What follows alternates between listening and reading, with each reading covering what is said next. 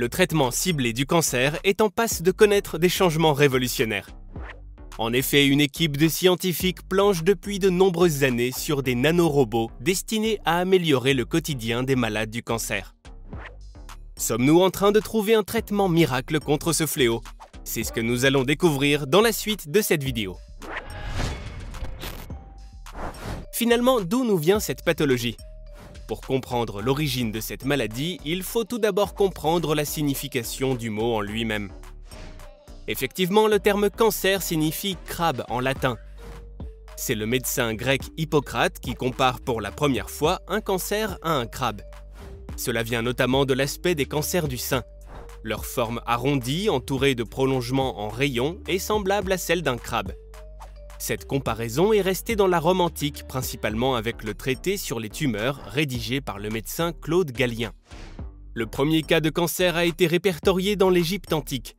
Il est d'ailleurs décrit dans le plus ancien document médical connu à ce jour.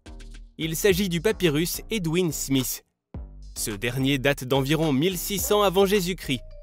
Au XVIIe siècle, François Gendron, médecin du frère de Louis XIV, définit le cancer comme une modification tissulaire localisée. Selon ses dires, elle s'étend par prolifération. Elle serait curable uniquement si elle est extirpée dans sa totalité. C'est René Laennec et Xavier Bichat qui mettent en avant la conception anatomique de la maladie cancéreuse. Rudolf Virchow met également en avant le fait que la cellule cancéreuse naît toujours d'autres cellules. 2000 ans avant notre ère, le peuple hindou détruisait les cancers en y appliquant des cataplasmes de pâte corrosive contenant de l'arsenic. Les personnes qui ne mouraient pas du cancer mouraient donc d'un empoisonnement à l'arsenic. De manière générale, les traitements contre le cancer voient le jour au cours du 19e siècle. Nous sommes en plein cœur de l'âge d'or de la chirurgie. Il est vrai que la stérilisation, la désinfection et l'anesthésie sont de plus en plus répandues. Dès lors, des interventions sur des tumeurs sont pratiquées afin de limiter ou de prévenir la propagation du cancer. Il est par exemple possible d'évoquer la mastectomie. En 1895, un professeur de physique allemand du nom de Wilhelm Röntgen fait la découverte des rayons X. Par la suite, de nombreux hôpitaux du monde entier feront l'acquisition d'appareils d'imagerie. Ils pourront ainsi établir des diagnostics. Il est alors prouvé que les radiations émises par les rayons X permettent le traitement de plusieurs maladies cutanées. Nous assistons donc à la naissance de l'un des traitements les plus importants contre le cancer, la radiothérapie. Malheureusement, les effets secondaires de cette technique sont très importants. À la fin du XXe siècle, les progrès en matière de physique et d'informatique permettent aux scientifiques de faire un bond en avant. Ils parviennent désormais à définir la forme et la localisation des petites tumeurs avec beaucoup plus de précision. De ce fait, la radiothérapie est beaucoup plus efficace. Les médicaments anticancéreux ainsi que les chimiothérapies voient également le jour. Le premier de ces médicaments n'est autre que le gaz moutarde. Durant la Seconde Guerre mondiale, l'armée américaine constate que ce produit entraîne une diminution du nombre de globules blancs pour les soldats exposés. Les scientifiques ont donc découvert que la moutarde à l'azote est efficace dans le traitement contre le cancer. Il est surtout question du cancer des ganglions lymphatiques.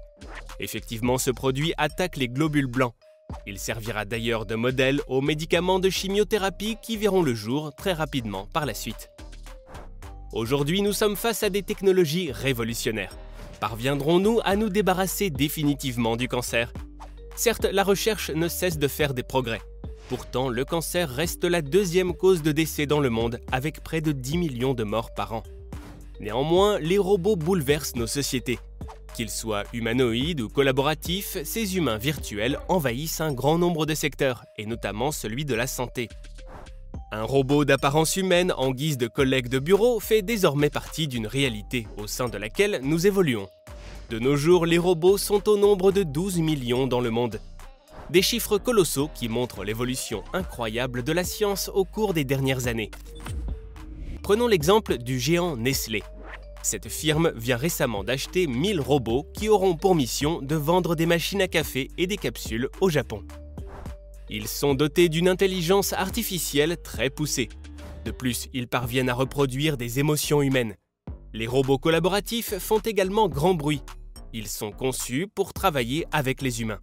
Ils sont donc capables de prendre un objet, de le donner à un humain, mais aussi d'apprendre énormément de choses. De ce fait, nous ne sommes plus dans un cadre strictement industriel. Ces robots peuvent prendre place dans tous les domaines d'activité possibles et imaginables. D'ici 2025, 3 millions d'emplois devraient être menacés en France. Dans les 10 prochaines années, un emploi sur 3 devrait être remplacé par un robot ou par une machine intelligente dans le monde. Quel est donc l'avenir de nos sociétés face à de tels changements? Est-ce bien intelligent de remplacer l'humain par une machine? En ce qui concerne le milieu de la santé et du social, les robots représentent une avancée hors du commun. En effet, des micro-robots imprimés en 4D agissent contre les nombreux effets secondaires provoqués par la chimiothérapie. Actuellement, cette dernière constitue l'un des traitements les plus utilisés dans la lutte contre le cancer.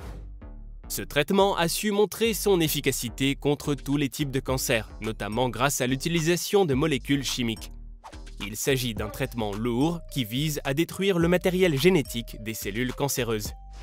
Cependant, ces médicaments ne ciblent pas uniquement les cellules gagnées par la tumeur. Ils attaquent également des cellules considérées comme saines. Cela entraîne de nombreux effets secondaires. Ainsi, les patients sont beaucoup plus sensibles aux différentes infections. Pourtant, les scientifiques chinois et allemands viennent de mettre au point des robots à l'échelle microscopique. Ces derniers sont capables de modifier leur forme afin de délivrer les molécules qu'ils transportent à un endroit précis du corps humain. Ils possèdent l'étonnante capacité de se transformer en fonction de l'environnement. Pour cela, il est question de l'utilisation d'un composé bien particulier. Il s'agit d'un hydrogel qui réagit au pH du milieu dans lequel il se trouve. Lorsque le pH est supérieur ou égal à 9, l'hydrogel se dilate. A l'inverse, il se contracte lorsque le pH devient acide. Ce composé dispose d'une véritable capacité à toujours agir de la même manière. Prenons l'exemple du poisson micro-robot qui parvient à délivrer les médicaments dans le corps d'une manière bien précise. En effet, ce qui sert de bouche au poisson a été fabriqué avec de l'hydrogel beaucoup moins dense que le reste du robot. Ainsi, cela permet à l'hydrogel de se dérouler uniquement au niveau de cette bouche lorsqu'il est exposé à un pH acide. Ceci entraîne une ouverture microscopique qui libère le médicament transporté par le robot à l'endroit souhaité. Cependant, ces robots ont besoin de se déplacer pour atteindre les cellules cancéreuses. Pour y parvenir, les scientifiques les ont plongés dans une solution d'oxyde de fer durant 12 heures. Ils deviennent donc sensibles au magnétisme. Ils peuvent être dirigés au sein même du corps humain avec l'aide d'aimants. L'oxyde de fer agit aussi au niveau du pH. Il diminue le pH de réaction de l'hydrogel, ce qui le fait se rapprocher de celui qui se trouve à proximité des cellules cancéreuses. Ce niveau de pH permet aux micro-robots de déverser leur chargement thérapeutique en ciblant spécifiquement les cellules tumorales. C'est la première fois de l'histoire que des robots sont contrôlables à distance grâce à un système d'aimantation et qu'ils sont capables de réaliser une intervention aussi précise. Bien entendu, des améliorations sont nécessaires en matière de précision. Néanmoins, il est évident que cette avancée marque un tournant dans l'histoire de la médecine et de la santé. Il est donc possible d'envisager un avenir meilleur et de maximiser les chances de survie des personnes atteintes de cancer. Au Mans, par exemple, le centre de cancérologie de la Sarthe vient d'acquérir ce type d'outil révolutionnaire. Il s'agit du CyberKnife. Il permet de délivrer de fortes doses de rayons dans la cible. Cela se fait de façon extrêmement précise, inférieure au millimètre. Le résultat est visible en seulement 3 à 8 séances.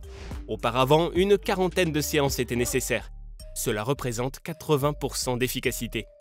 Les tissus sains sont préservés, les tumeurs sont suivies en temps réel et sont rendues visibles peu importe leur position.